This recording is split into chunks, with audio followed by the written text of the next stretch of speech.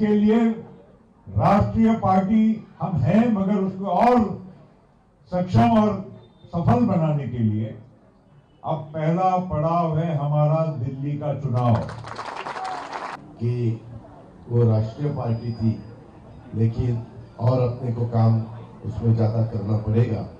हम करेंगे, हम जरूर लड़ेंगे और उसमें हम यश भी संपादन करेंगे, कोई दो राय नहीं है।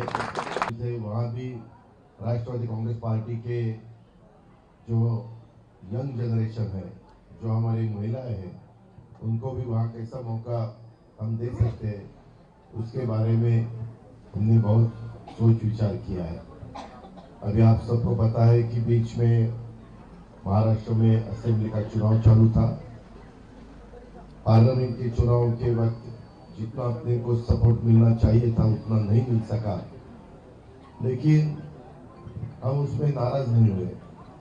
वहाँ के कार्यकर्ता नर्वस नहीं हुए, सबने वापस जिम्मेवारी ली और आने वाले असेंबली के चुनाव में किसी हालत में पार्टी का अच्छा रिजल्ट कैसे हम ला सकते हैं, ज़्यादा से ज़्यादा विधायक एनसीपी के कैसे जीत के ला सकते हैं, इसके बारे में हमने सबने मिलकर कोशिश की।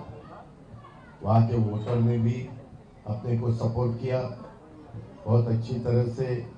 कुछ अपने कैंडिडेट 1 लाख से ज़्यादा वोटों से भी जीते, कोई 50,000 से, 60,000 से, 70,000 से, 80,000 से, इसे बहुत बड़े मार्जिन से जीते। अभी अपोजिशन वाले बोल रहे कि ईवीएम का कोई घोटाला था, इसमें कोई सच्चाई नहीं है। जब पार्लियामेंट का चुनाव हुआ तो ईवीएम बहुत अच्छा था, क्योंकि उनके ज़्यादा सीटें आई, और इस दफ़ा ईवीएम में रिजल्ट अलग आया तो ईवीएम को वो सब दोष दे रहे। इसके बारे में सुप्रीम कोर्ट में भी वो जानना चाहते हैं। सुप्रीम कोर्ट ने भी बीच में स्टेटमेंट किया, आपने पढ़ा होगा या सुना होगा। इलेक्शन कमीशन ने भी बताया कि इतने सालों से अपने महाराष्ट्र में नहीं तो पूरे देश में ईवीएम का वोटिंग होता है और कभी किसी की कंप्लेंट नहीं। कभी आपने भी देखा दिल्ली में अपोजिशन वालों का गवर्नमेंट आया, पंजाब में आया, वेस्ट बंगाल में आया, तेलंगाना में आया, कर्नाटक में आया, केरला में आया, ऐसे अलग अलग स्टेट में बहुत जगह स्टेट इलेक्शन का चुनाव के वक्त हमने रिजल्ट देखे। लेकिन अभी इतना बड़ा उनको अपयश आया, इसीलिए वो कुछ ना कुछ इशू ढूंढने की कोशिश करते हैं। उसके बारे में ज़्यादा ध्यान देने की जरूरत नहीं। लेकिन आज मेरे दिल्ली स्टेट प्रेसिडेंट ने और उनके सभी साथियों ने बहुत अच्छी तरह से यहाँ हमारा स्वागत किया है। मैं उनका शुक्रिया करना चाहता हूँ। आज यहाँ आने के बाद हमारे डिप्टी स्पीकर नागालैंड के एस जी वो भी मिले। यहाँ के जो चुनाव हुए उसमें भी अच्छी तरह से रिसर्च अपने स्टूडेंट वालों ने अपने को दिया है। ऐसे ही हमें आगे जाना है।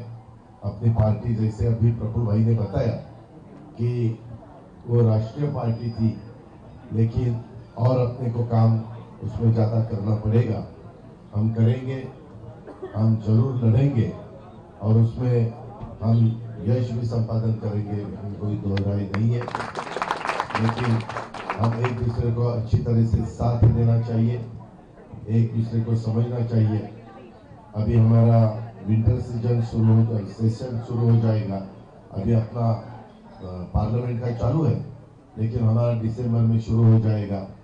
उसमें थोड़े से हम बिजी रहेंगे, लेकिन वो होने के बाद बीच में मेरे किसी साथियों के साथ बात भी हुई कि एक जैसा भी पहले कुछ साल पहले ताल कटोरा में हमारा एक अच्छे तरह से हमने राष्ट्रीय अधिवेशन लिया था, उसी हिसाब से एक राष्ट्रीय अधिवेशन हम दिसंबर के बाद जरा एक मंथ कोई तो हम सोचेंगे और उस टाइम हम अच्छी तरह से एक राष्ट्रीय अधिवेशन राष्ट्रवादी कांग्रेस पार्टी का ले लेंगे।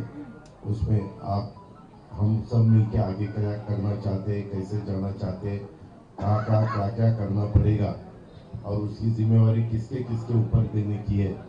कुछ थोड़ा बहुत बदलाव भी करना पड़ेगा, वो भी हम करेंगे। जिसको आगे अच्छी तरह से काम करना है उसको मौका देंगे। जो अभी थोड़ा बहुत काम के बारे में उनको जितना उधर वक्त देना चाहिए वो नहीं दे सकते, इसीलिए उनको थोड़ा सा हम विनती करेंगे कि आप जरा रुको।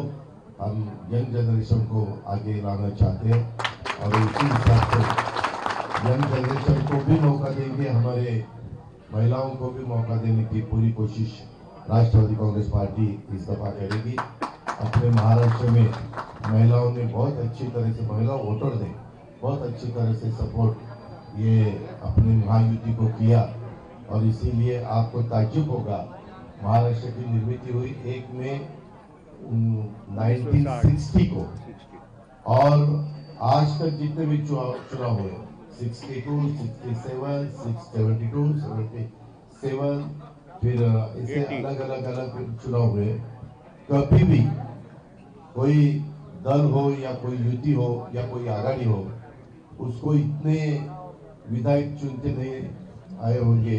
मेरे ख्याल से एक साल 1962 में 222 इतने विधायक चुन के आए थे, लेकिन इस दफा पहली बार 232 विधायक महायुति के चुन के आए। इसीलिए हमारे ऊपर बहुत जिम्मेवारी बड़ी है।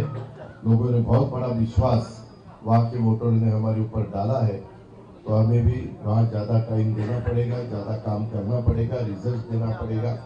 लोगों ने जो विश्वास दिखाया है वो विश्वास पूरी तरह से हम कैसे निभा सकते हैं इसके बारे में पूरी हमारी कोशिश रहेगी। ऐसे मैं आपको विश्वास दिलाता हूँ। ज़्यादा बात अभी करने की कोई ज़रूरत नहीं, लेकिन आने के बाद जिस तरह से आपने हमें वेलकम किया, इसीलिए सभी मेरे साथियों का मैं धन्यवाद देना चाहता हूँ और आगे भी हम सभी मिलकर अपने राष्ट्रवादी कांग्रेस पार्टी एक ना एक दिन जल्द से जल्द राष्ट्रीय राष्ट्रवादी कांग्रेस पार्टी बनेगी, ऐसा विश्वास मैं व्यक्त करता हूँ और मेरे शब्दों को विराम देता हूँ।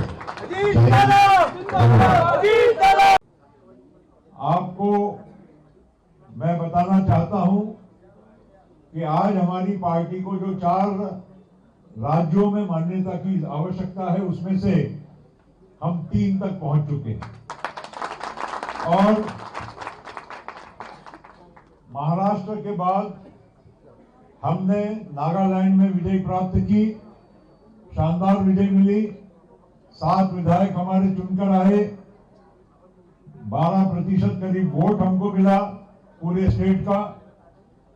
आज वहां डिप्टी स्पीकर हमारे बैठे हैं और उसके पश्चात अजीत पवार जी और हम सब लोगों ने पहल जब की, हमने अरुणाचल प्रदेश में भी चुनाव वहां लड़ा और वहां पर भी 3 विधायक चुनकर आए और 10.6% वोट मिला। कुछ लोग कम वोटों से हारे, तो हमको 3 राज्यों में मान्यता मिल चुकी है। अब हमको ये सिलसिला यहां रोकना नहीं है, हमको इसको आगे बढ़ाना है और इसके लिए राष्ट्रीय पार्टी हम हैं, मगर उसको और सक्षम और सफल बनाने के लिए अब पहला पड़ाव है हमारा दिल्ली का चुनाव। और मैं वीरेंद्र सिंह जी के नेतृत्व में हमारी ये पार्टी का दिल्ली का जो एक सिलसिला है इसको हम आगे बढ़ाएंगे और मुझे विश्वास है कि जो उत्साह हमारे पार्टी के, हमारे कार्यकर्ताओं में, हमारे नेताओं में है, दिल्ली में भी हम जरूर खाता खोलेंगे और हम सफलता की ओर आगे बढ़ेंगे और एक एक करके पूरे देश में जब चुनाव अलग अलग राज्यों में होंगे तो राष्ट्रवादी कांग्रेस पार्टी जरूर अपनी वहां पर उपस्थिति दर्जाएगी और हम सही मायने में जल्द से जल्द समय में राष्ट्रीय पार्टी का हमको दर्जा है जो हमने खोया उसको वापस प्राप्त करके दिखाएंगे। ये विश्वास आज हम सब लोगों को हमारे सभी नेताओं, शीर्ष नेताओं की उपस्थिति में मुझे कहना है। और मैं इतना ही कहूंगा, ज्यादा कुछ बोलने का वक्त नहीं है। हमने आज यहाँ पर दिल्ली प्रदेश की ओर से आप सभी लोगों ने हम सब लोगों का यहाँ स्वागत किया, इस्तकबाल किया। दिल्ली प्रदेश और हमारे राष्ट्रीय सभी पदाधिकारियों की ओर से और आए हुए हमारे सभी कार्यकर्ताओं और नेताओं की ओर से मैं पुनश्च आप सभी को धन्यवाद देता हूं।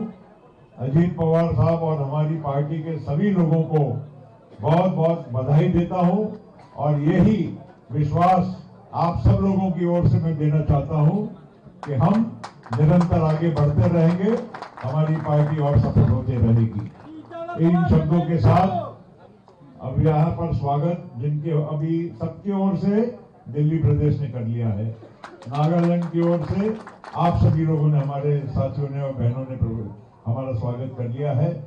यूथ की ओर से भी हो चुका है, स्टूडेंट्स की ओर से भी हो चुका है। इसलिए अब इसको स्वागत का सिलसिला इधर हम रोकते हैं। किसी को भी स्वागत करना हो तो ताली बजा के स्वागत आप कर सकते हैं। वही आपका स्वागत बहुत तहे दिल से हम लोग स्वीकार करते हैं। और मैं अजीत पवार साहब को कहूंगा कि वो भी हम सब लोगों को अपनी ओर से कुछ शब्द कहें और पार्टी का उत्साह बढ़ाने का काम वो करेंगे। बहुत बहुत धन्यवाद।